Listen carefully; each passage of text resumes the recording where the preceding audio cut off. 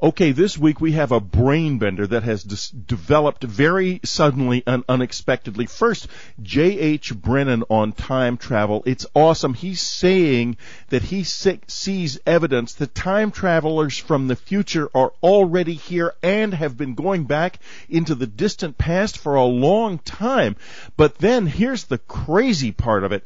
Linda comes on later and talks about an apparent what looks like some kind of a time machine that's been found in a cave, in Czechoslovakia. She had no idea who I was interviewing. I had no idea who she was interviewing until today. So listen up. This is really way, way cool. And for those of you who aren't subscribers, you've got a great chance this week only.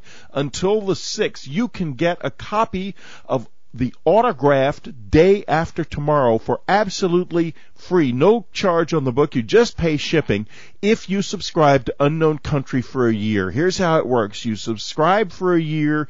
You'll get an email back within 24 hours giving you a coupon for $6.99 against the purchase of the book in our store. You will get the book literally for free if you act this week. And it has to be a 1-year subscription. Do not do it for 6 months or 3 months and expect to get a free book. It's not going to happen.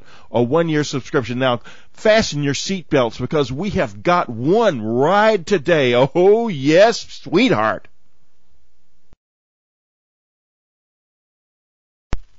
We're going on a journey through time. Is time travel really possible? Well, J.H. Brennan, Herbie Brennan, has written a book called Time Travel, A Guide for Beginners. He's been with us on Dreamland before. We had a great time talking with Herbie previously. He's talking to us from Northern Ireland. Fred Allen Wolfe says about his book, Mr. Brennan's book is a delight for any who wish to consider seriously and factually that time travel is not only a possibility but a reality and has already happened. I'm going to be describing an experience of movement through time that I had to Herbie later in the show, so listen up. I think it's going to be quite interesting to see what he has to say about it. But Herbie, first, welcome back to Dreamland. I'm so happy to have you again.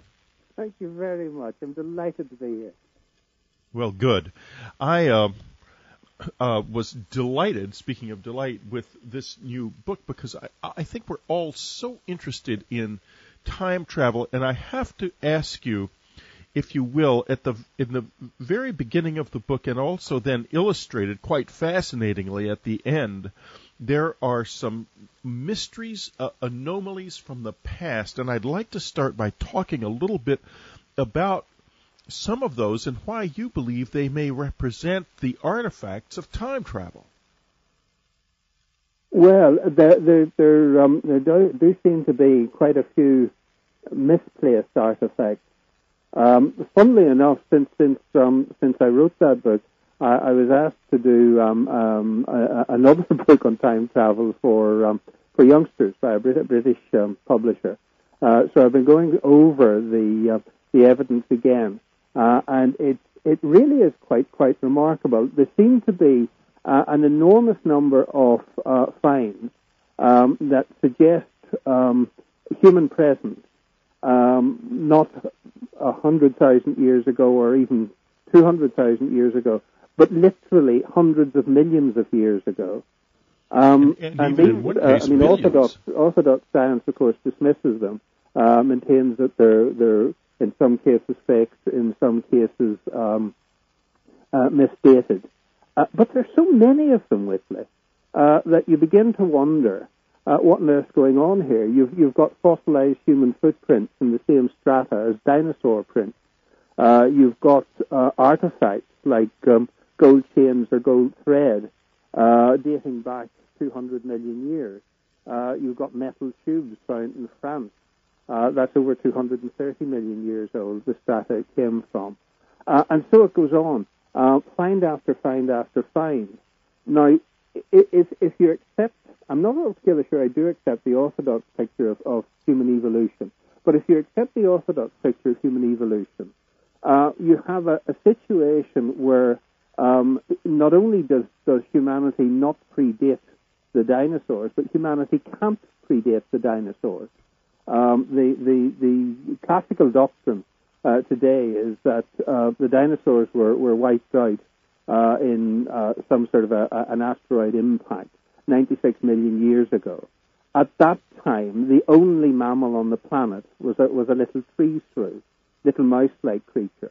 And that little mammal had no opportunity to expand and evolve during the time of the dinosaurs. But as soon as the dinosaurs were taken out of the picture, it began to reproduce, it began to evolve, and eventually turned into all the mammalian species that we have today, including ourselves. But prior to that, you cannot have mammals on the planet, and you cannot obviously have humans on the planet, and yet there are signs of humans on the planet before that. So you've got a choice here, really. Your choice is that the whole picture that we've painstakingly built up of human evolution is not only mildly wrong, but massively wrong. Or else, you've got a possibility that at some future date, humanity develops time travel techniques, and that what we're looking at in these very, very, very ancient artifacts is litter, is signs of people who have traveled back millions upon millions of years, presumably to see what the world was like at that time, and have left traces. Now, let's talk about some of the specific traces, because they're so fascinating. Let's pick up the ones in South Africa. Why don't you describe them for us? And we're going to go through a few of these artifacts just to give you an idea, folks, of just how strange this actually is. But begin with the South African artifacts, their age and what they are and so forth. Well, the South African artifacts are metal spheres. They've been turning up for years now. Miners have dug them up in the Western Transvaal, and they've been taken up in a very, very deep layer of Precambrian sediment. Now there are two types. One's a simple, solid metal ball, and it's bluish in color with little white flecks on it. The other type is a hollow orb with some sort of a white spongy center. Most of them are about the size of a baseball, but they actually look much more like a British cricket ball because they've got three parallel grooves cut round the sort of equator, and there have been hundreds of these things have been unearthed. And they look as if they're manufactured. They certainly don't come about through any known natural process. Yet, from the location, they have to be, and I mean this is a ridiculous figure, but they have to be something like 2,800 million years old. In other words, they have to have been put there before life existed on Earth. So it would seem. Now, why wouldn't that have been done by aliens? That's a very, very important point. I mean, the fact of the matter is that if you look at what we know about human evolution, this predates just everything. And yet they're there. Yet they're there. Now, what about aliens from another world? Couldn't they have, like, people who came here to look at Earth and found it to be I guess they would have been very disappointed in what they found because it was almost just covered with there were lichens and bacteria and that was it. So, could it have been aliens? Yes, that's one possibility if we only concentrate on this particular find or these particular finds. But there are other very, very ancient artifacts that have to be human. For example, there was a fossil shoe print found in when was it? Around about 1968 in America. It was found by a draftsman called William Meister, and he was a fossil collector, really. He was very interested in trilobites, and he cracked open a piece of shale, and indeed did find some little fossils of trilobites, but they looked as if they'd been crushed by a human foot, and they were actually embedded in the fossil of a shoe print, not a barefoot print, but a shoe print. All the signs are that it came off somebody's right foot, and that shoe print is somewhere between 500 and 600 million years old. Now, if we're talking about aliens, then I don't think the idea of an alien visitor from another star, another galaxy, another planet actually fits that particular find, because it's clearly a human shoe print. And of course, unless there were people from other worlds who looked like, were configured like we are.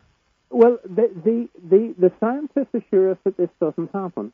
Now, I'm not terribly certain that I'm happy with that assurance, but for what it's worth, the whole orthodox scientific consensus today is that the chances against a separate evolution producing something that even looks vaguely like you and I on another planet, the chances against that are absolutely astronomical. The finding of a shoe print on a planet full of people who wear shoes does suggest that we did it.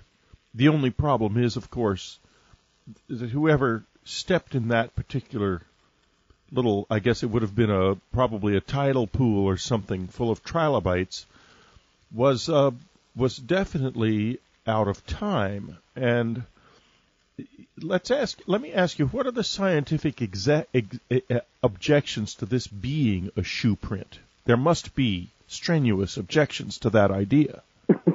Huge objections. The trouble is, they're not scientific objections. They're objections made by scientists who, by and large, decline to look at the evidence. The objection, if I can put it in synopsis, the objection is, this can't possibly be a shoe print because people weren't about at that time. It's not the only shoe print we've found. There was another one turned up also in the States, where was it? In Nevada. And that was a partial shoe print that actually shows the threadwork under microscopic examination. Shows the twist and the warp of the thread that sewed the sole of the shoe onto the upper. Now, that particular, it's as I say, a partial print, not a full print. But that print is somewhere between 213 and 248 million years old. Any scientist you talk to will tell you quite categorically that this can't possibly be a human shoe print. Doesn't matter about the microscopic examination, doesn't matter about the signs of wear. None of this matters against the fact that there is an orthodox consensus that says people weren't about 200 to 250 million years ago. So it's not possible, and we're not going to look at it. Why would we waste our time looking at nonsense? We've got better things to do. And this is a big problem with it. I'm a huge fan, really, of the scientific method. And I think finds like this desperately need to be investigated, and investigated properly, not simply dismissed. Boy, I'm looking at this shoe print in your book, and I'm telling you, and both of them, the one with the stitching is especially amazing. Let me ask you about the little figure. There's a little clay figure, just a little bit bigger than a dime, that's pictured in the book. And where was it found, and at what time is it from? That was an American find. Now, as far as I remember, it depends which figurine we're talking about. I have a feeling the one that was illustrated in my book You have to forgive me, Whitney. Bear in mind, it's some years since I wrote the book. Oh, that's okay. That's okay. If you want me to remind you, I'll be glad to, because I'm asking the questions, but I have actually read the book, so I do know. And is this the one in Idaho? Yes. Right. Yes. That one was. It's exactly what you've just described. It's a small human image. Right. It's a clay image. And it was found towards the end of the 19th century, somewhere around 1889, yes. I think, from memory. And it was found in Nampa in Idaho in a 300-foot deep well boring. Herbie, we're going to have to take a little break. I have gone a bit over time, actually. This is Whitley Strieber. It's Dreamland. We'll be right back with Herbie Brennan, J.H. Brennan, Time Travel.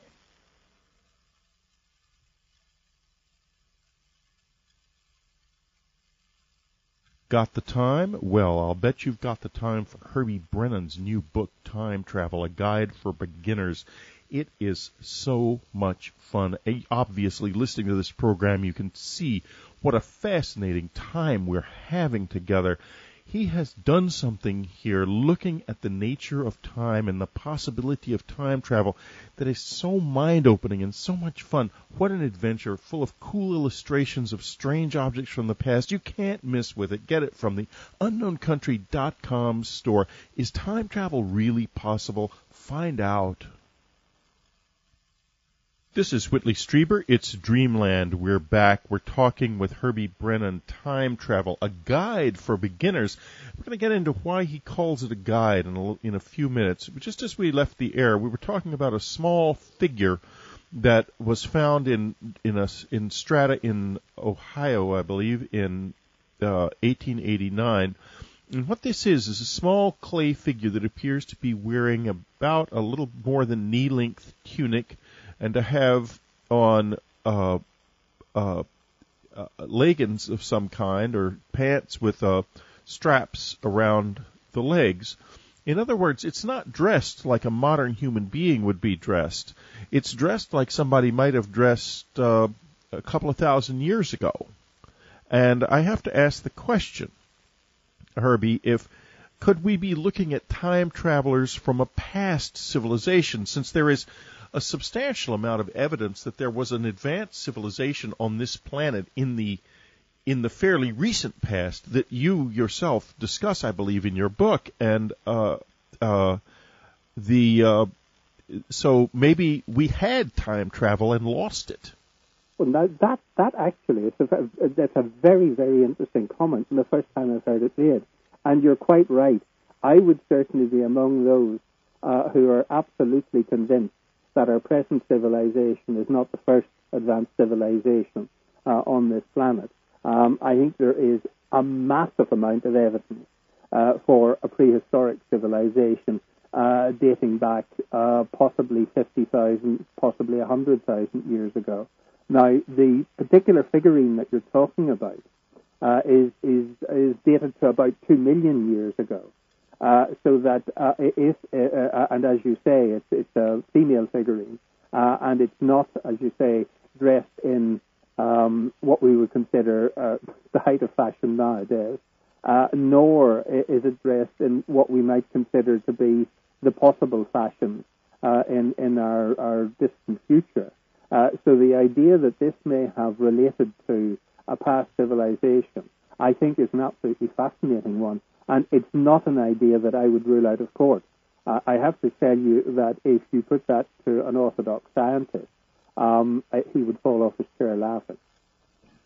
Well, he would, but the problem is that I have with all of that response is that the artifacts are still there.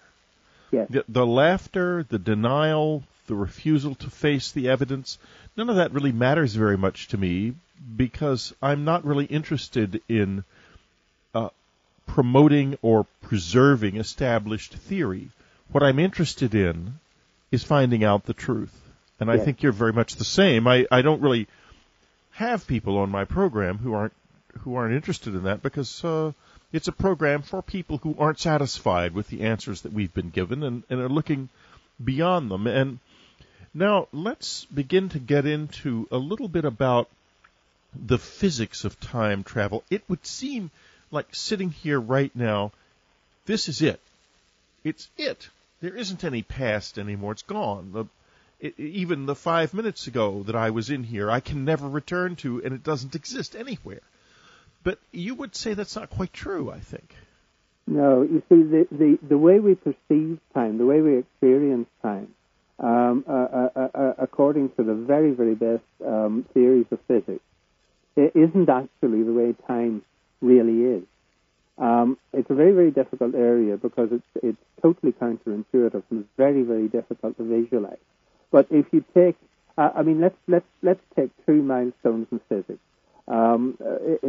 Newtonian physics, the sort of physics that we use on a daily basis to run motor cars and send up space rockets and do all the engineering things that we do today. The very down to earth, very solid physics that we're all familiar with. Very few people know this, but Newtonian physics doesn't, in fact, deny the possibility of time travel.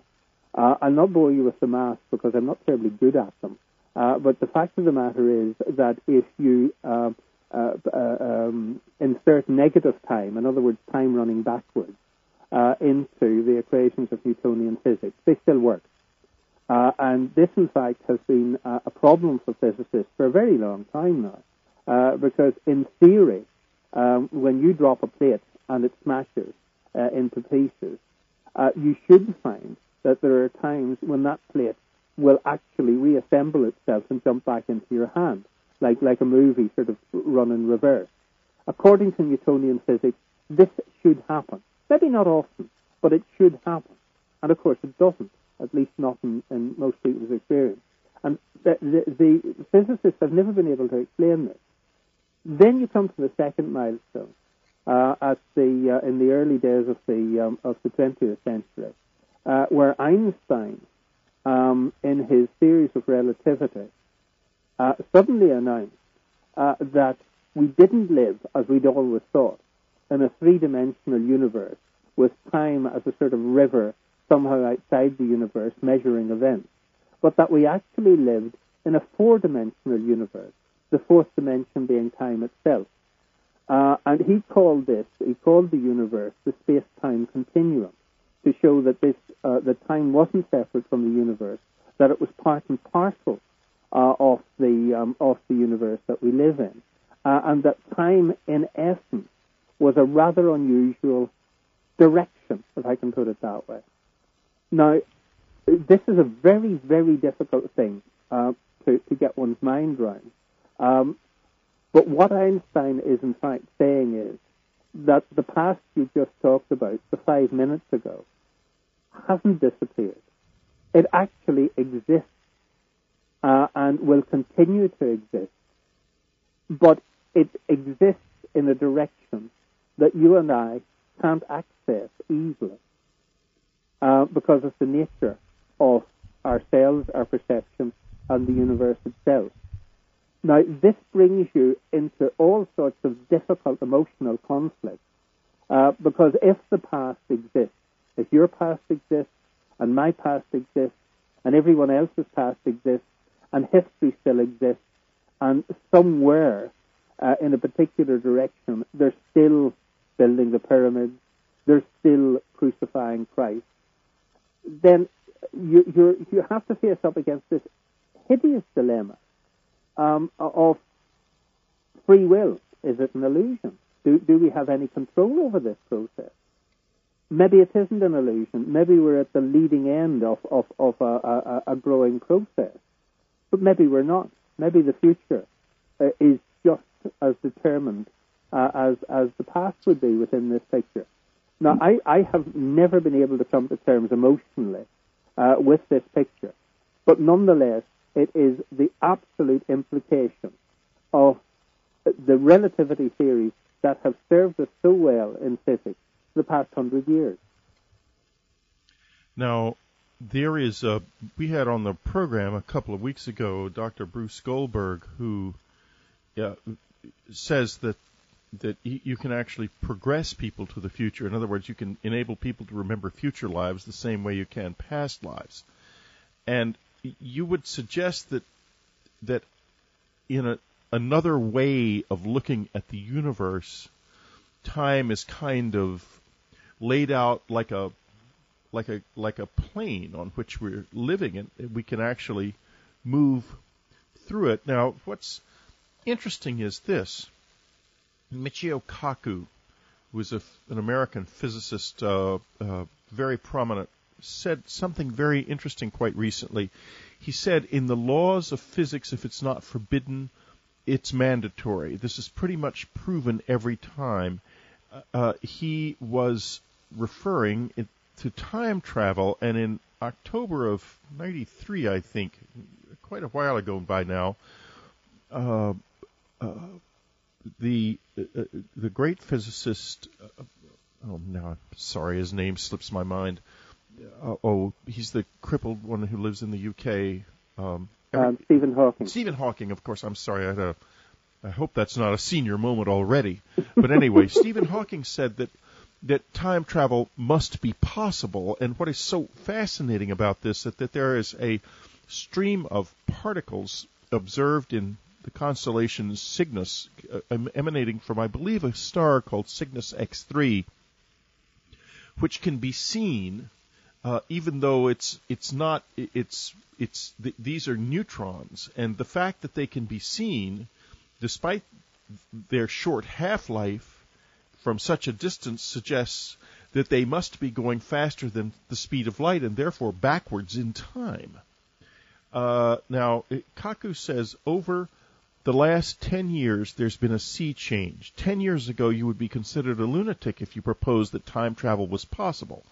Now the burden of proof has shifted to the cynics, who have to prove it's not possible. Now, I want to ask you this. What about the grandfather paradox? We're going to have to stop now for a break, but afterwards we're going to start talking about what if I go back and kill my own grandfather? This is Whitley Strieber. It's Dreamland. We will be going forward into the future in just a minute. Got the time? Well, I'll bet you've got the time for Herbie Brennan's new book, Time Travel, A Guide for Beginners. It is so much fun. Obviously, listening to this program, you can see what a fascinating time we're having together. He has done something here looking at the nature of time and the possibility of time travel that is so mind-opening and so much fun. What an adventure, full of cool illustrations of strange objects from the past. You can't miss with it. Get it from the unknowncountry.com store. Is time travel really possible? Find out.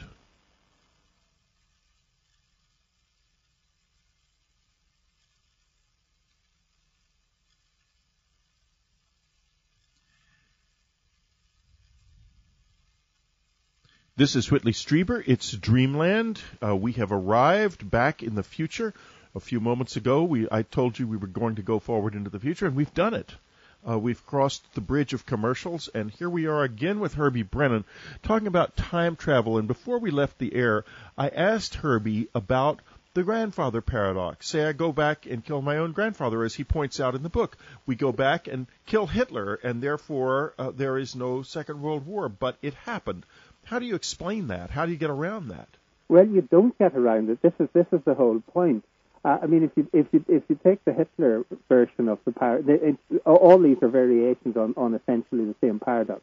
But if you take the Hitler one as a convenient example, what happens in the Hitler paradox is, let's assume that you, Whitley, are a time traveler, that you've been born with the ability to go through time.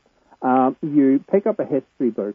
And you read about all the deaths and the suffering that were caused by the Second World War.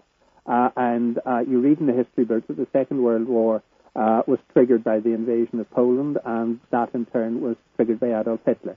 And being a very decent soul, you decide that the way to stop all this suffering is to go back in time, which you're able to do, and kill Hitler before he has time to start the Second World War. So you take your time trip, and you bring your sniper rifle and you shoot the Fuhrer at a Nuremberg rally, and you make your escape before his guards can react. And with Hitler dead, the invasion of Poland never takes place, and consequently there's no Second World War. But since there's no Second World War, the history book that you read doesn't contain an account of the Second World War, and doesn't contain any account of the suffering caused or the death caused by the Second World War.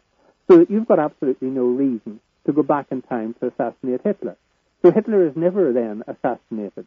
And Hitler then gives the order to invade Poland, and that triggers the Second World War, which is then written up in the history books that you read and decide to go back and what you're doing here, you can very easily see, is you get yourself into a sort of closed loop where you keep going backwards in time to assassinate Hitler, and then having removed the cause that made you assassinate Hitler, you don't go back in time, and so on and so on and so on.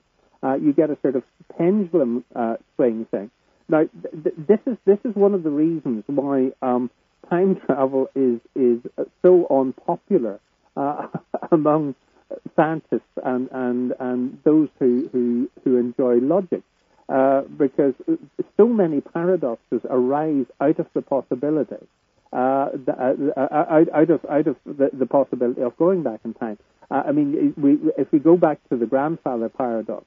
The idea there is that you go back in time, and for whatever reason, because you're cross with him for some reason, you kill your own grandfather. But if you kill your own grandfather, then your mother isn't born, your father isn't born, and you yourself aren't born. So you can't, in fact, go back to kill your own grandfather.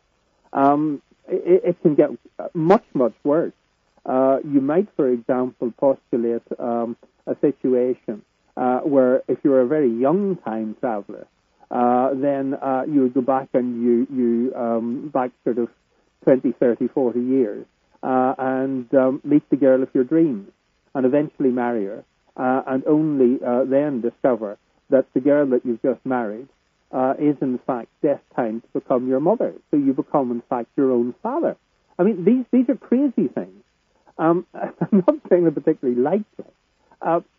But the point is that if anybody ever gets around to inventing physical time travel, they all become logically possible.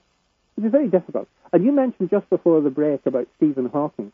Stephen Hawking spent most of his life categorically denying the existence or the possibility of time travel.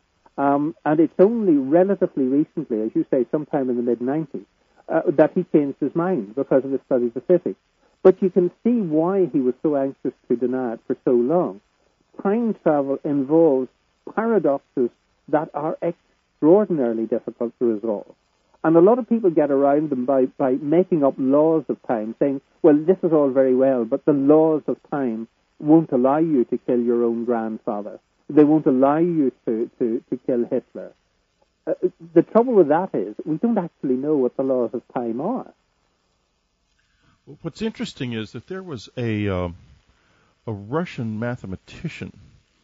I'm trying to remember his name. Maybe it'll come back to me, and maybe it won't. A couple of years ago, who published a fascinating paper to the effect that you couldn't ever kill your own grandfather, because one of the laws of time is the so-called principle of least action, one of the most fundamental laws of physics, which is that nothing will ever expend any more energy than it has to do what it must do. In other words, water always seeks the lowest possible place. It never it never goes up on the hill on the way down to the sea in order to take a look at the view.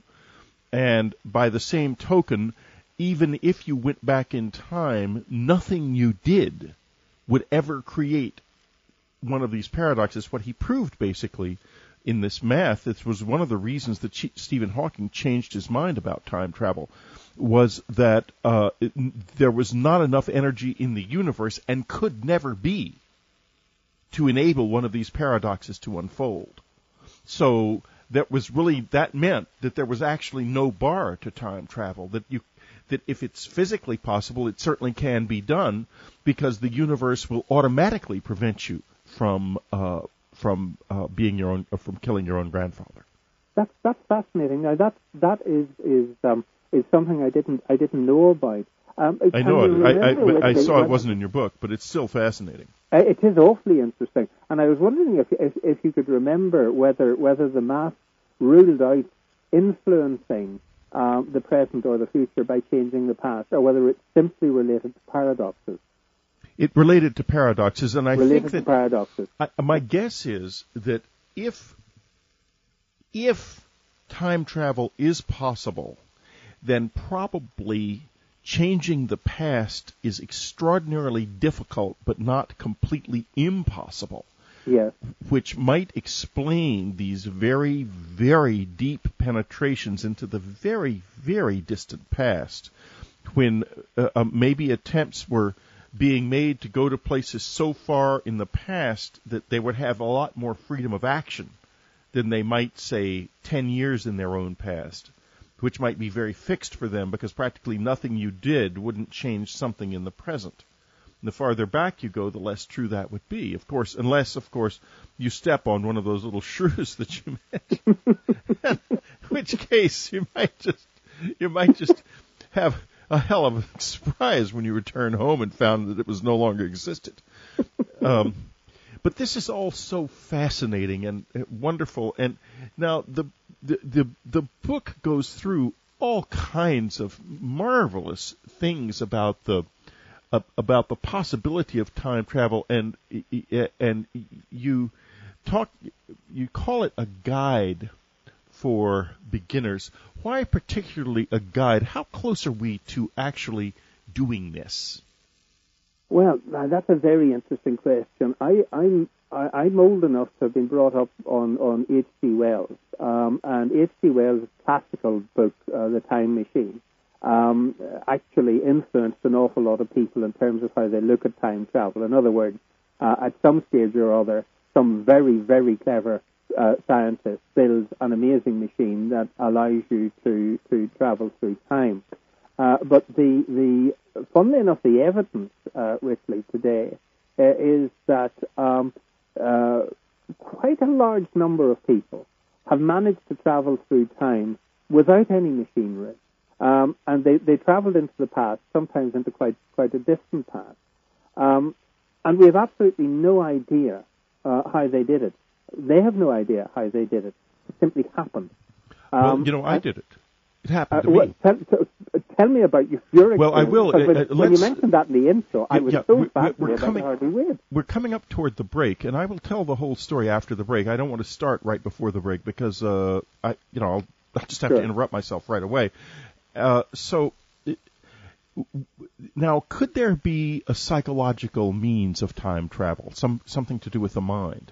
Yes, I think without a doubt, the evidence is very strong in that whole area, and indeed I had a peculiar experience myself, which I'll tell you about later, which was, I suppose, a form of psychological time travel. But there are a couple of areas that one can look in that I think hold the key to the possibility of not physical but certainly mental time travel.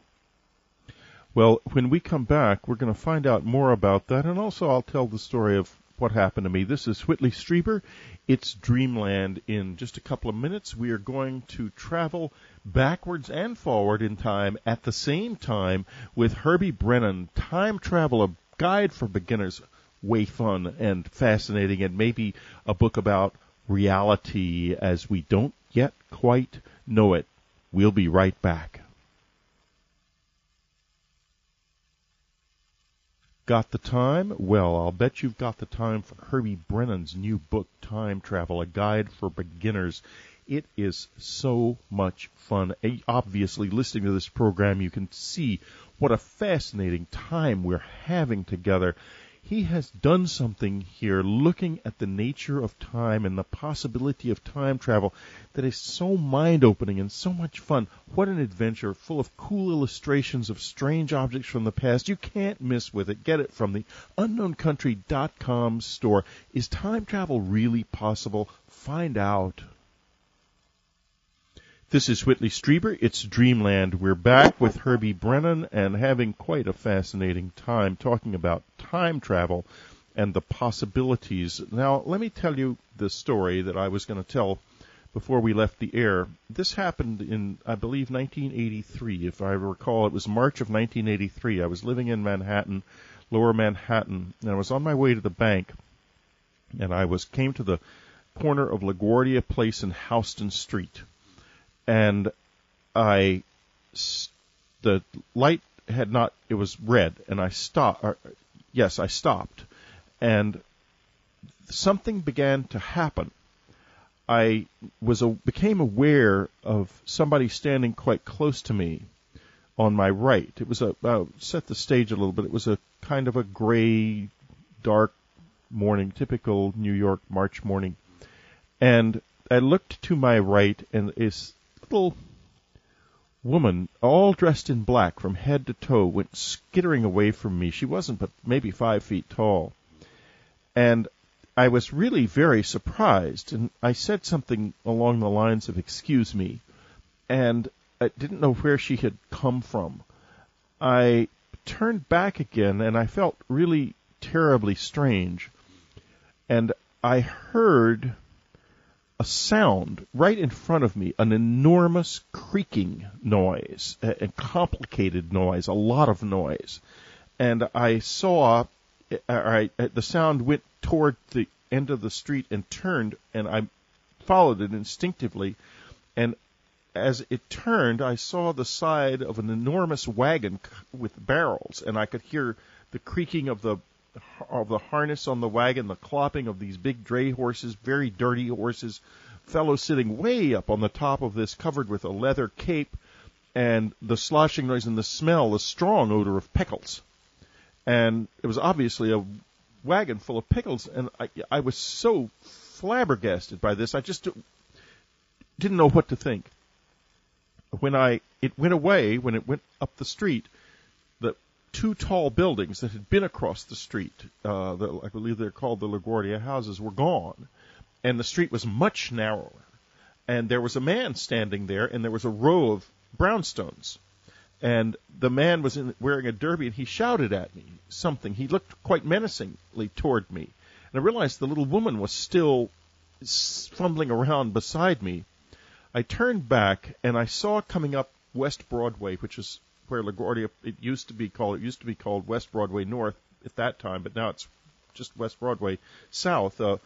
There was a group of equestrians, people on horseback, coming up the road, and everything was covered with, it wasn't really, didn't look like there was a lot of horse manure everywhere. It was just everywhere. And there was a smell in the air, a very strong smell, a strange, acidic, coal-like odor. It wasn't a pleasant smell. It was polluted smell. And I was shocked. I still didn't know what to think about what I was seeing. Then I thought to myself, I think I'm back in time. I think this is the past. It hit me. And I realized, my God, what has happened here? This is before I had any close encounter experiences, anything like that. So it really came out of left field for me.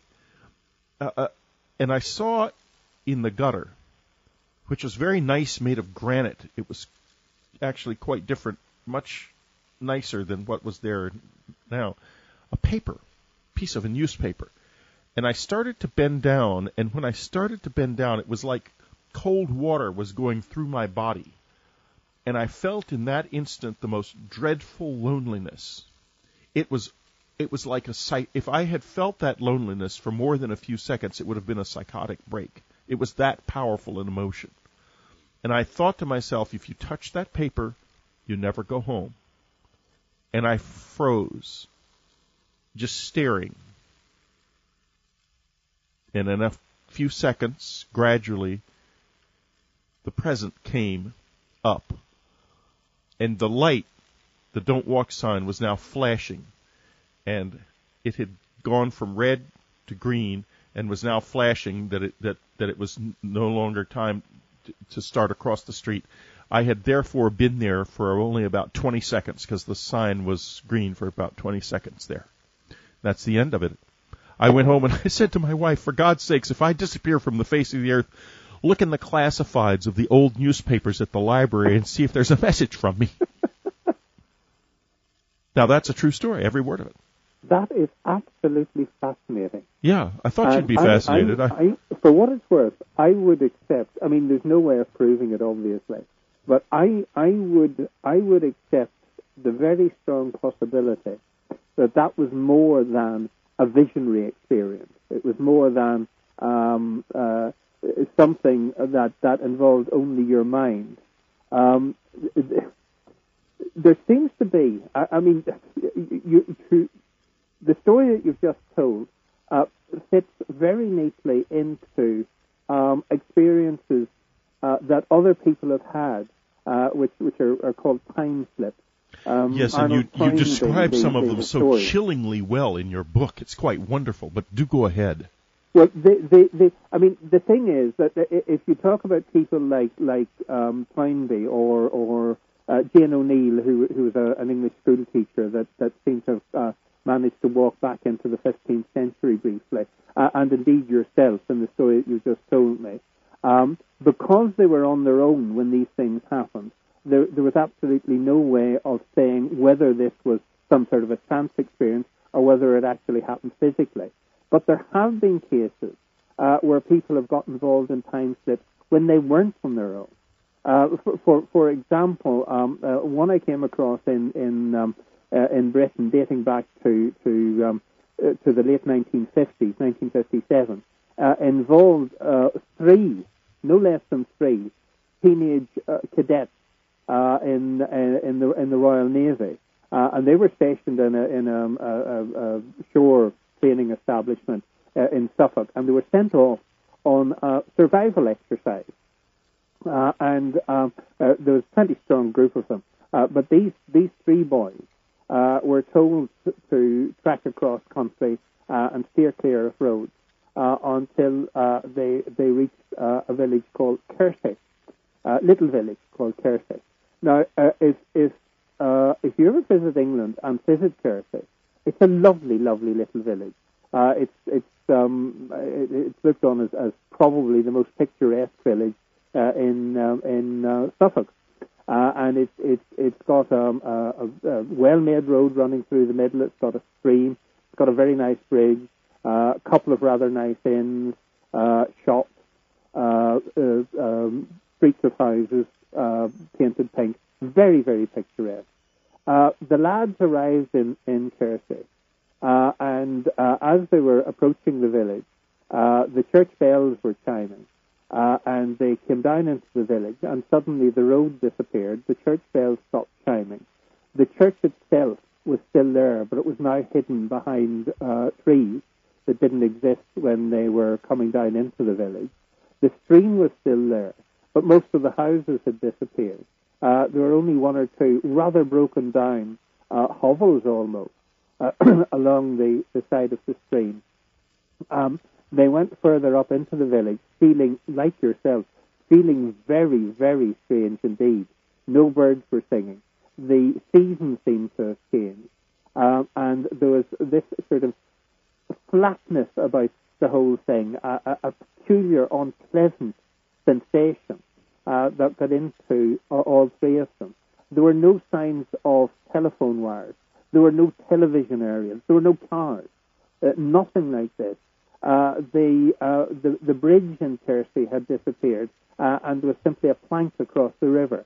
They crossed this plank, and they came across a butcher's shop, and the butcher's shop was deserted. The whole village was deserted, and the joints of meat hanging in the butcher's shop were literally green with age. And the boys eventually panicked and ran out of the village. And as they left the environs of the village itself, the church bells suddenly started to ring again. The birds started to sing again. The village, when they looked down on it, had turned back into a modern-day village with cars and modern shops and so forth. And this thing has been very thoroughly investigated by a member of the Society for Psychical Research in Britain. he came to the conclusion. I'm sorry. Before I even tell you this, I should say that each of the three boys confirmed each other's stories, so that it wasn't a question of one of them having this experience and the others not. All three of them had exactly the same experience. And the researcher who examined the case came to the conclusion that they had somehow or other stepped back into Kersey as it was in medieval times when it had been abandoned during the Black Death and left actually empty with the meat rotting on the shelves. Absolutely fascinating case. No question at all that this was something more than simply a mental impression.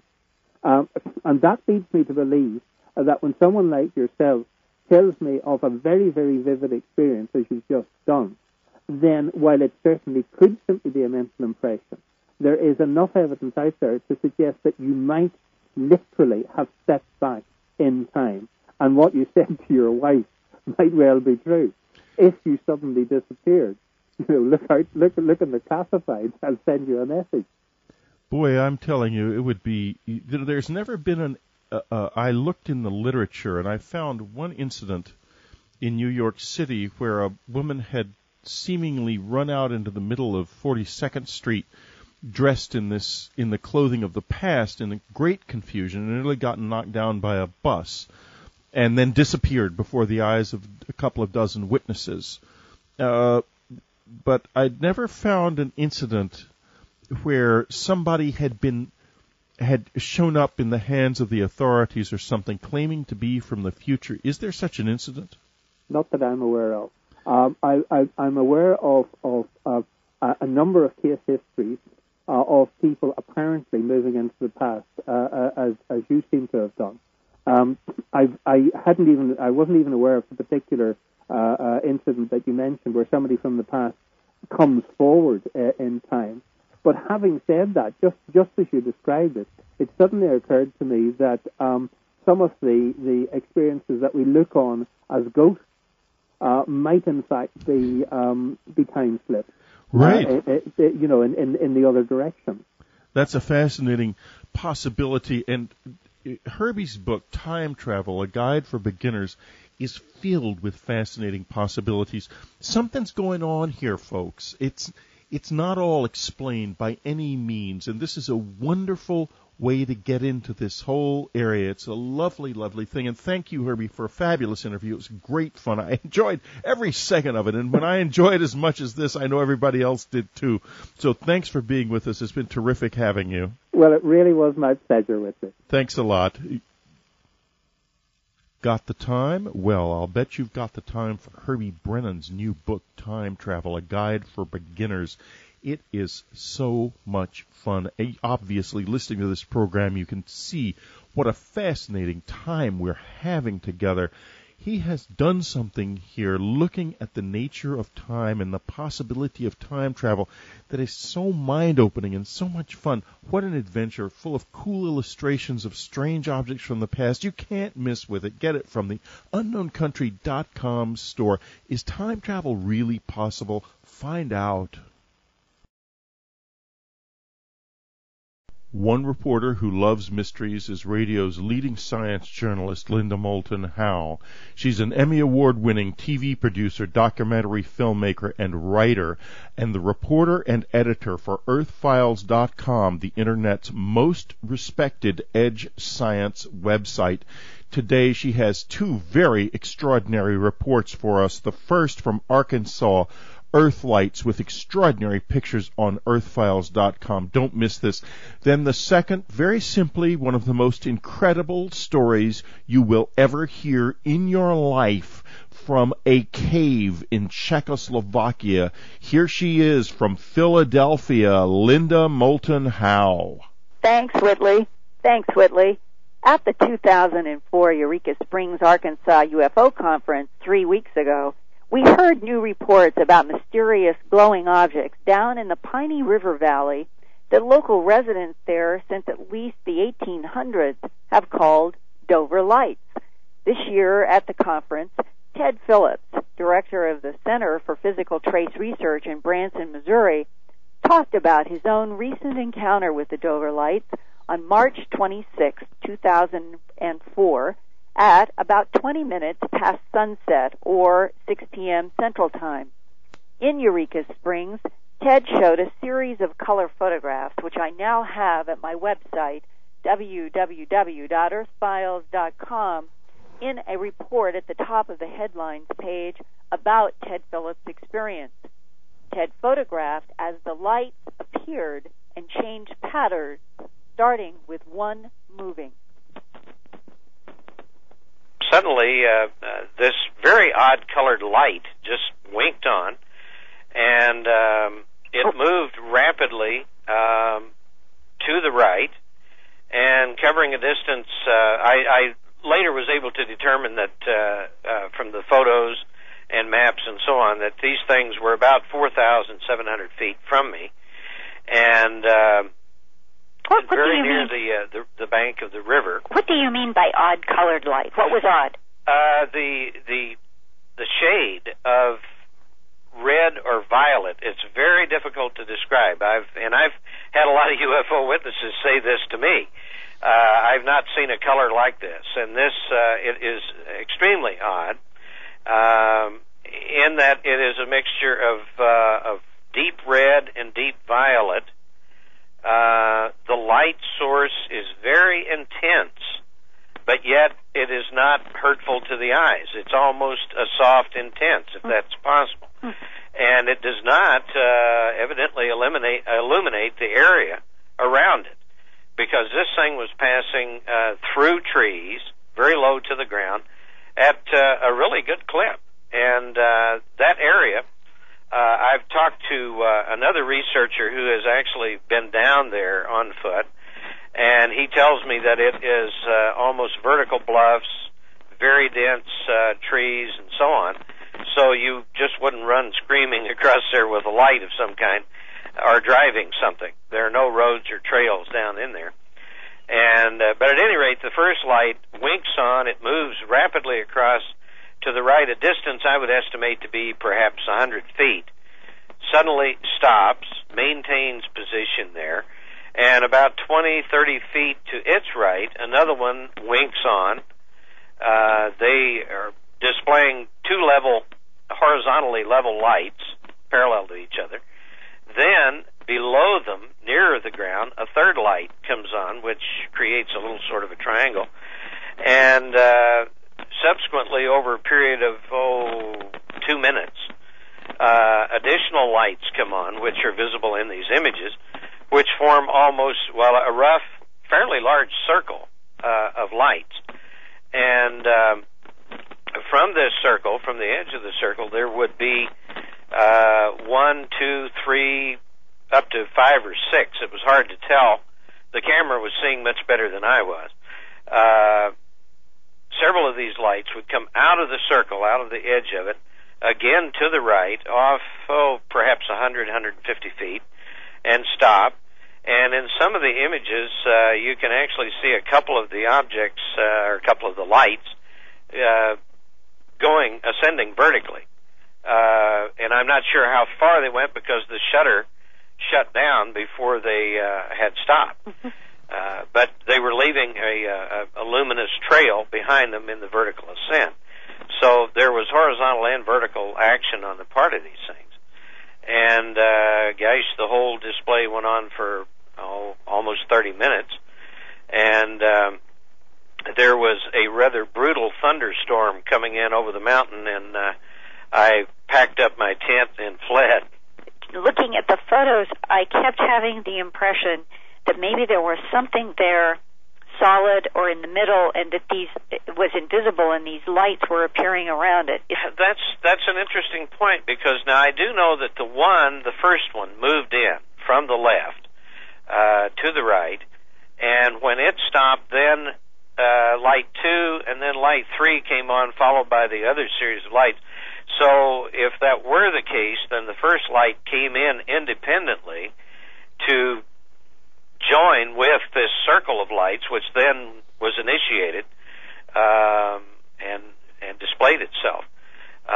Then the other lights that were coming out and moving 100, 150 feet away from the circle were independent then once they left the circle, independent light sources. And they were all the same color, the same intensity. They didn't blink, they didn't dim, they didn't brighten. But the color and the display of the light was just very unusual, and nothing at all like, for example, the Joplin spook light, which I've seen and photographed many times, and a couple of the other spook lights that I've seen. They are of a much softer lighting, illumination than these things. These were very intense, almost with the intensity of looking into a laser point, really. If someone was standing a distance away and turned a laser pin at you, that it would be kind of almost that intense. And the equipment that I have to take down there to do the proper work, for example, this was shooting with a 260 millimeter telephoto, and using film, and what I will be using when I go back will be a 4,000 millimeter with an astronomical CCD imaging device. Wow. And which is capable of rapid multiple exposures to bring up more detail and so on. And in the did you say 260 millimeter with a 35 millimeter single reflex? Yes. And what was the speed of the film? It was Fuji 800. Fuji 800. Right, and I started out running a 2-second exposure per frame. Then I wasn't quite sure of the lighting down there, and I wanted to bring up to skylight some of the ground details so I could then later determine the exact position of these things. So I went on up to then some 4-second, then some 6, and then some 8-second exposures. And which, as you can see by the images, which can be lightened up more, they do show a lot of the ground area around these things. And it was, at the time I was shooting those, it was pretty dark down there. And the color that is in the photographs, is it close to what you saw with your eye? No. And I've been a professional photographer for a good part of my life, most of it. And I'm not sure how you would duplicate that color, but I tried in printing those and shifting the colors a bit on some test images to duplicate it, and as of yet I haven't been able to come up with that precise shade. I don't know. I've just not seen that color before. But it's the violet part is what is really outstanding in my mind. It is such an odd variation of red into violet. Ted Phillips also reported about his search for a large black glassy object embedded in a cave in Slovakia, a mystery that began in 1970 when he worked with astronomer J. Allen Hynek. More about that after this break. This is Linda Moulton Howe, reporter and editor of EarthFiles.com, reporting for Dreamland. And this is Whitley Strieber. It's Dreamland. We'll be right back. The work of Linda Moulton Howe, the amazing work of Linda Moulton Howe, the world's greatest reporter of edge news and edge topics. She has got a website, earthfiles.com. Go there frequently. You will never forget what you find on earthfiles.com. The best website, the best reporting of its kind in the world. Linda Moulton Howe, earthfiles.com. Don't miss a single day. Nearly 30 years ago, Ted Phillips was working closely with astronomer J. Allen Hynek, who consulted for the U.S. Air Force on Project Blue Book, and later founded the Center for UFO Studies. In 1970, Ted and Dr. Hynek met and talked with an engineer from Slovakia named Antonin Horak.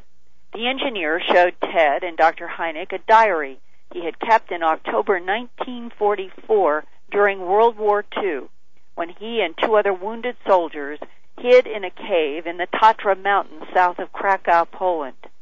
Desperate for food, Tony Horak began exploring one of the cave's long passages. He came upon what he called an astonishing man-made cylindrical object that had, quote, a black mirror surface, unquote. Below the object, he could hear machinery sounds and felt mild heat. Dr. Hynek thought that an expedition should be mounted to the Tatra Mountains and asked the young Ted Phillips to go seek out that cave and try to find the object so that it could be studied scientifically. Money was raised, but the Russian struggles with Czechoslovakia after the 1968 invasion interfered with Ted's traveling in 1970.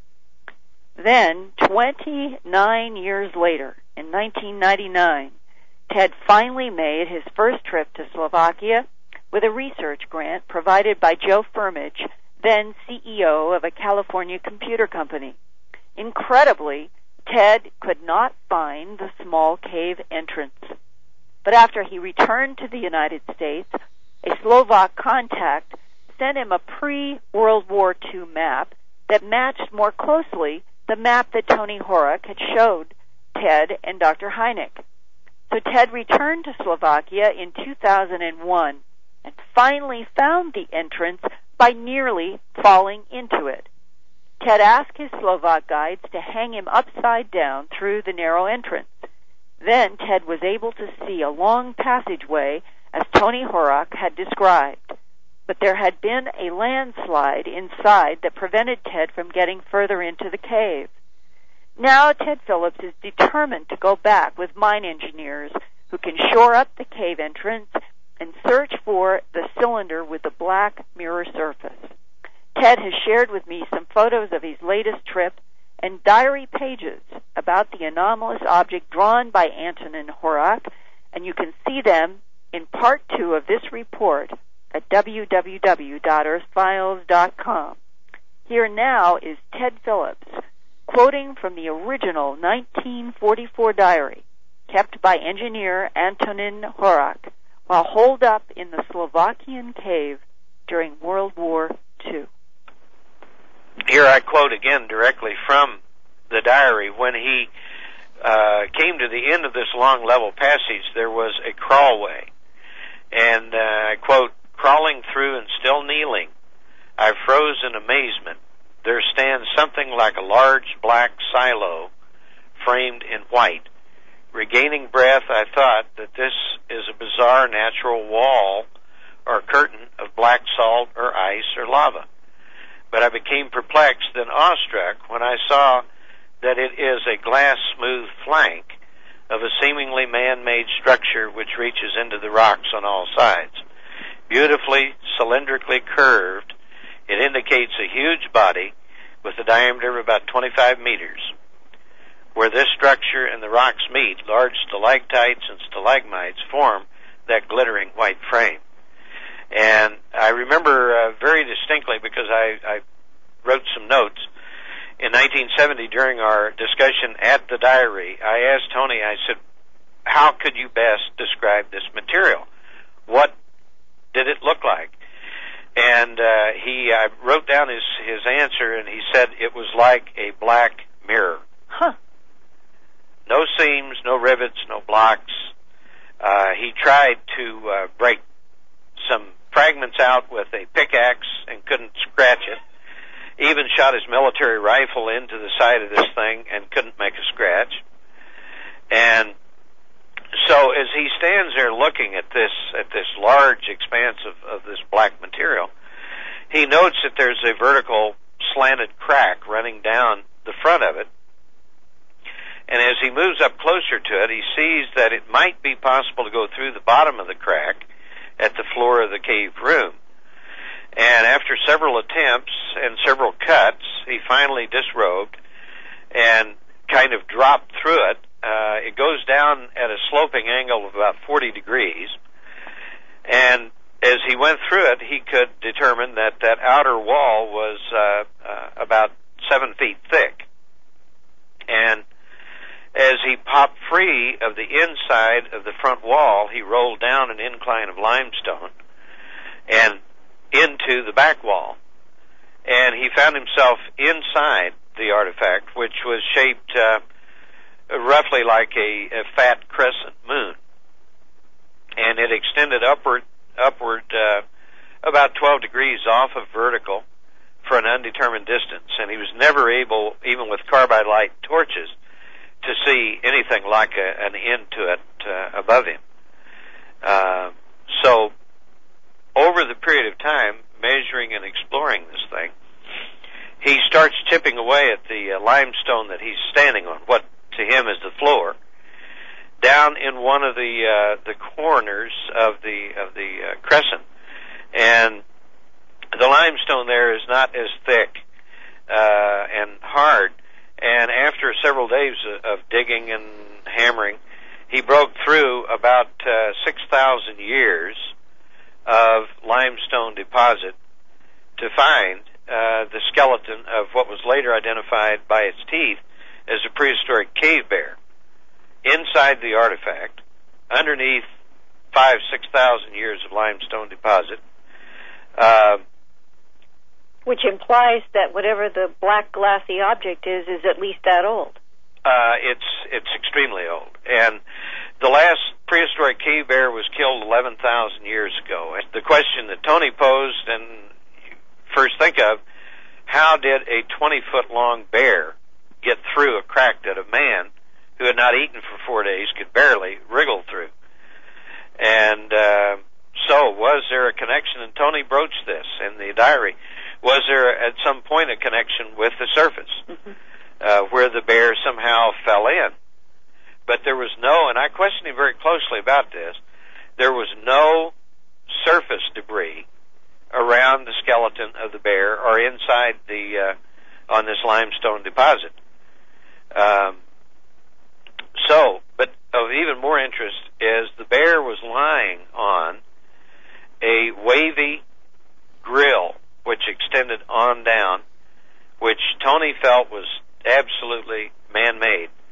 And it was a series of wavy parallel lines or material forming a vertical grill that went on down below his feet. And he placed his cheek against the grill work and could feel heat coming up through the grill work, and not a lot of heat, but enough to sense. And he could hear what he described as something like a large turbine in the distance. And you have to keep in mind, this man had been in mines most of his life. He was familiar with underground noises and sounds and situations. And was an educated engineer. A very educated engineer, yes. And so that is incredibly significant. Not that the artifact is not equally incredible, but that something was still evidently going on of some nature. And so what was interesting is, in my last trip over there, before I found the cave, I knew I was in the general area, pretty close. I mean, it had to be fairly close. And I noticed as I went through this one particular area on the mountain that battery-powered devices would either just go nuts or would shut down. And believe me, there is nothing out there. There are no power lines for, I couldn't guess how many miles. No structures, no humans. I don't think there are many animals. There are snakes, but that's about it.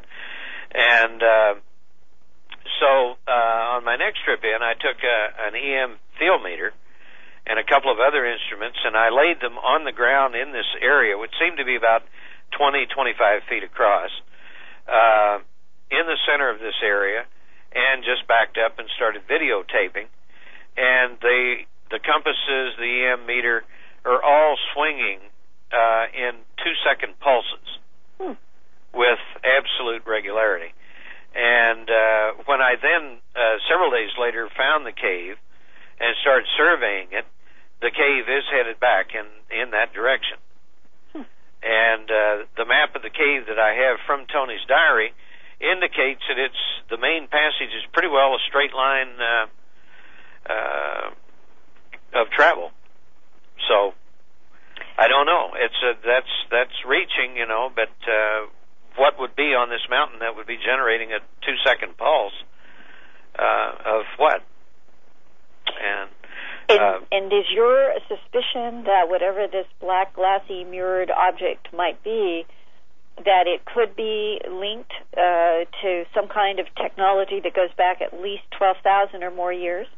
Actually, and I can't believe that I even entertained these ideas. 10 years ago, I would have never considered some of this stuff, but the facts are the facts, and I think when you take everything into consideration, where and how this thing is located inside this mountain, it's 2,700 feet or so below the top of the mountain, 2 miles back in a cave, in the middle of nowhere. And with a prehistoric cave bear inside, the deposit over the cave bear, and something going on down to some greater distance, yes, you're looking, I think simply the configuration of the artifact indicates it's definitely man-made. You don't find a thing like this in nature. And I think it is pretty clear, I've had a lot of caving experience, and I think it's pretty clear that this thing predated the cave, that the cave formations are formed on it, and the deposit is in it. And if it predates the cave, we're looking back a great deal beyond 11,000 years.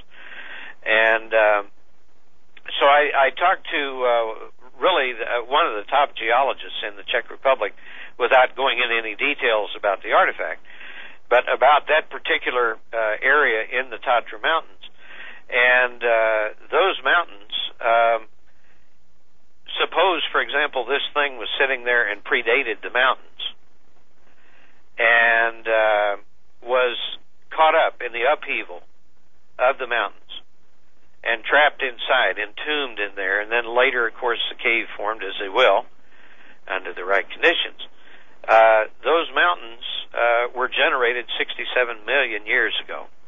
On or about the time of the perhaps asteroid hit of the planet that did in the dinosaurs. You're precisely right on. That's and I find that really fascinating.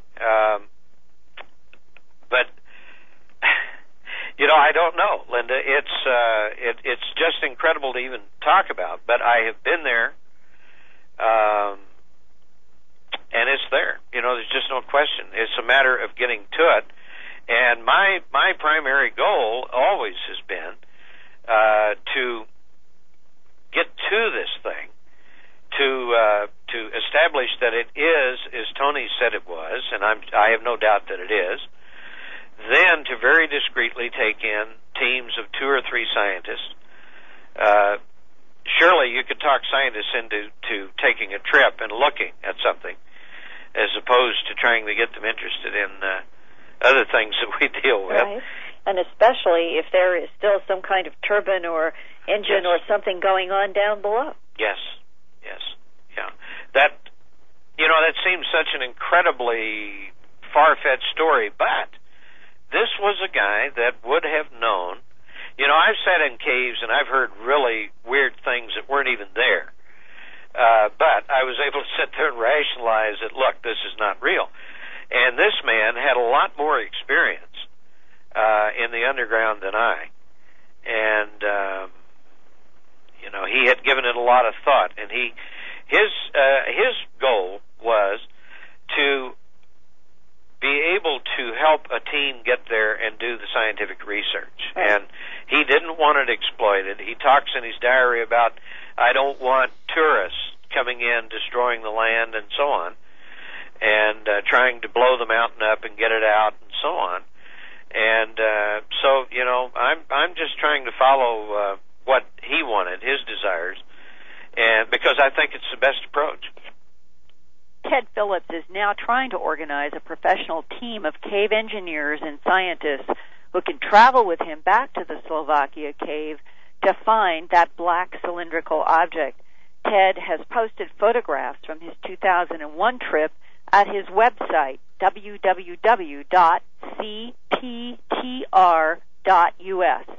And he welcomes hearing from anyone who might have more information about the Tatra mountain area, and to hear from anyone who might seriously be interested in contributing funds for what Ted hopes will be his third and finally successful research trip that he started with Dr. J. Allen Hynek and Antonin Horak in 1970.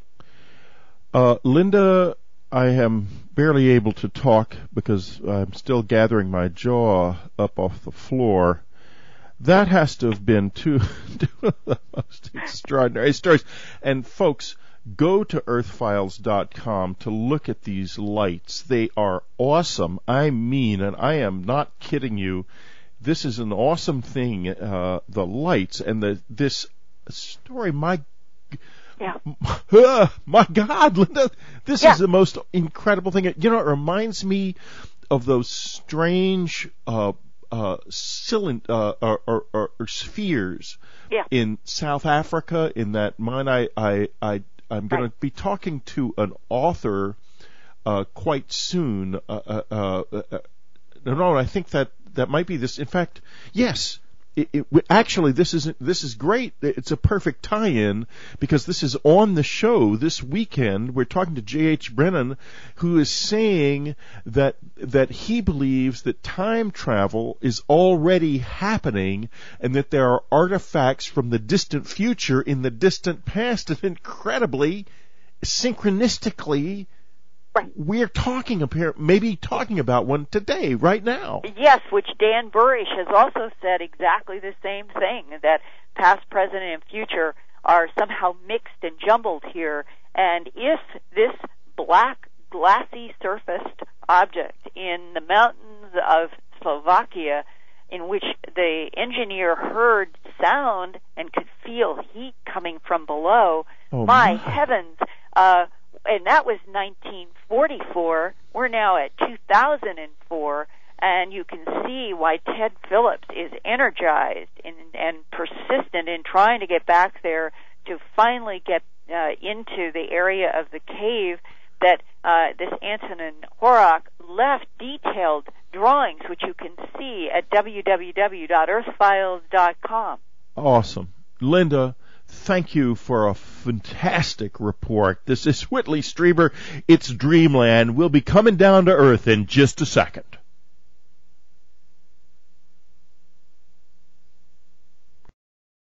Well, okay, what an awesome show. Man, God, I have to tell you, I am flying. I love this program. It's so much fun to do. It is just so extraordinary. Gosh, I'd love to be a fly on the wall over there in Czechoslovakia when they go back and look at that thing. Who knows? Maybe I will be. Next week, one of the greatest programs I have ever done, the Mysterious Cross of Hendaye. What is the Cross of Hendaye? Well, it's a cross in southern France. These gentlemen decoded information on that cross. It pointed them to a mountaintop in Peru. And what did they do? They went there and they found another cross that had been lost to the world for thousands of years. It is just a mind-bender of a show. Do not miss it next week. And plus, William Henry is going to be orchestrating, doing his own interview next week for a very, very special and extraordinary thing with Warren Gettler, Shadow of the Sentinel, for subscribers. It is going to be a fabulous weekend. Okay, this week we have a brain bender that has developed very suddenly and unexpectedly. First, J.H. Brennan on time travel. It's awesome. He's saying that he sees evidence that time travelers from the future are already here and have been going back into the distant past for a long time.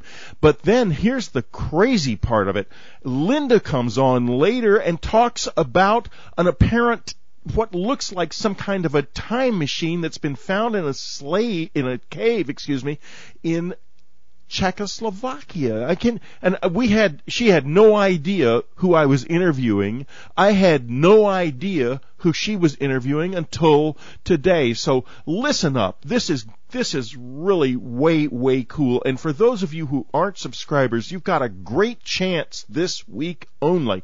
Until the 6th, you can get a copy of the autographed Day After Tomorrow for absolutely free. No charge on the book. You just pay shipping if you subscribe to Unknown Country for a year. Here's how it works. You subscribe for a year. You'll get an email back within 24 hours giving you a coupon for $6.99 against the purchase of the book in our store. You will get the book literally for free if you act this week. And it has to be a 1-year subscription. Do not do it for 6 months or 3 months and expect to get a free book. It's not going to happen. A 1-year subscription. Now, fasten your seatbelts because we have got one ride today. Oh, yes, sweetheart.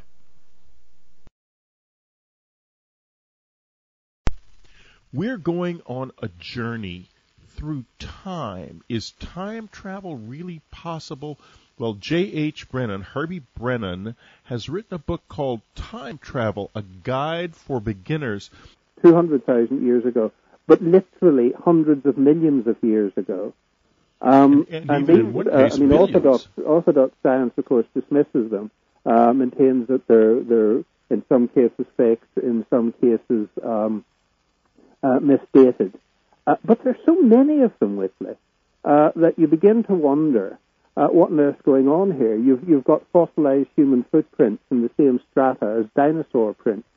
You've got artifacts like gold chains or gold thread dating back 200 million years.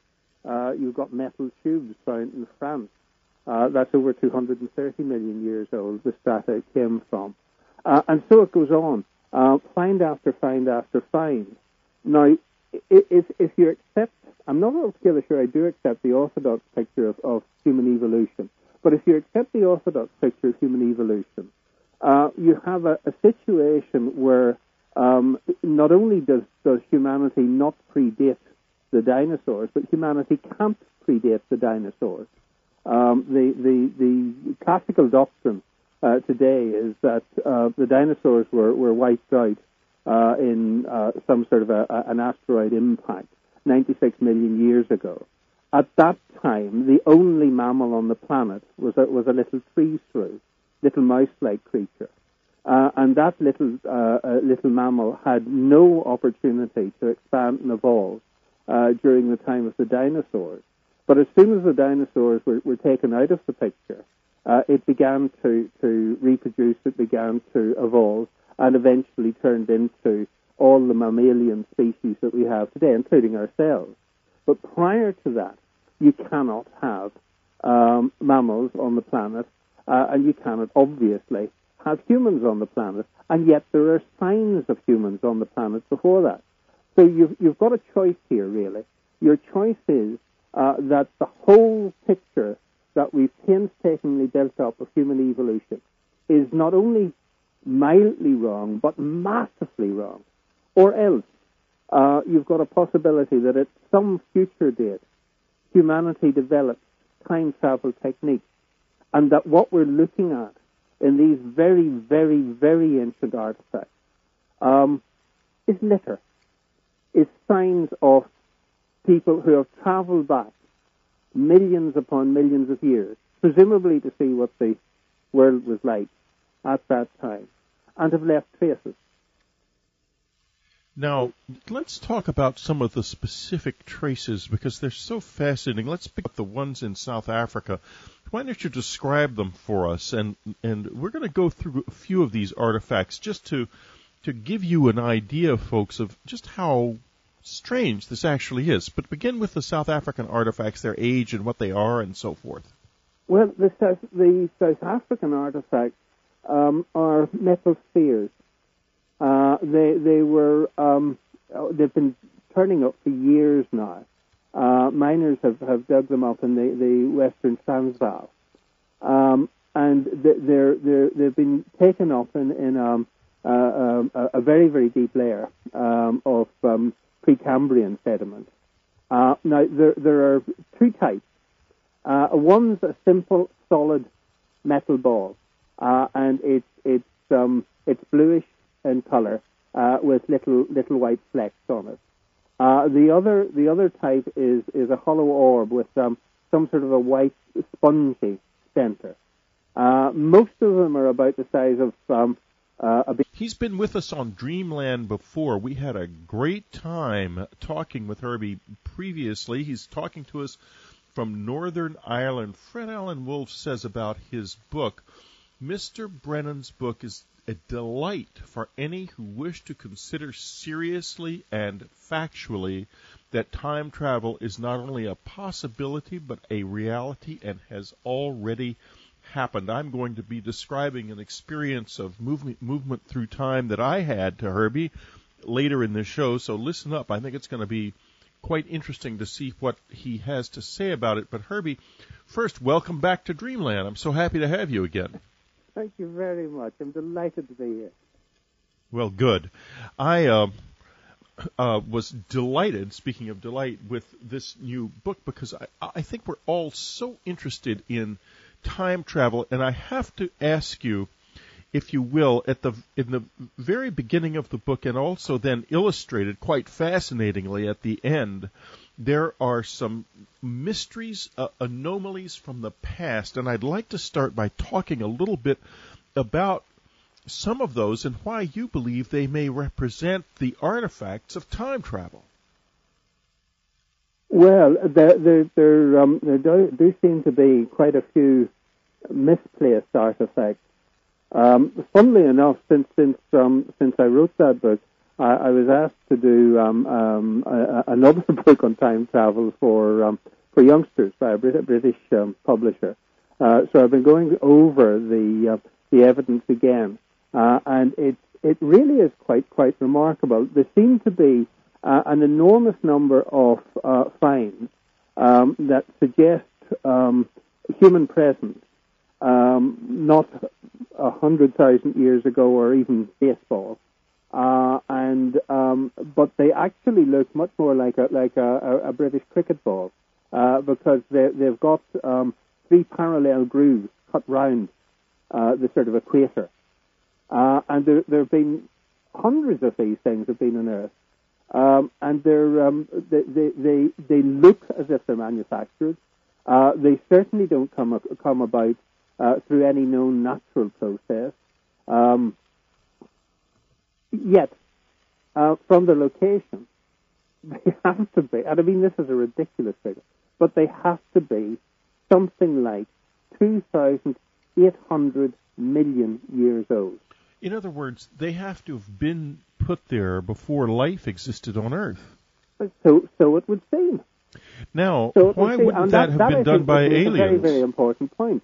I mean, the fact of the matter is that if you look at what we know about human evolution, this predates just everything.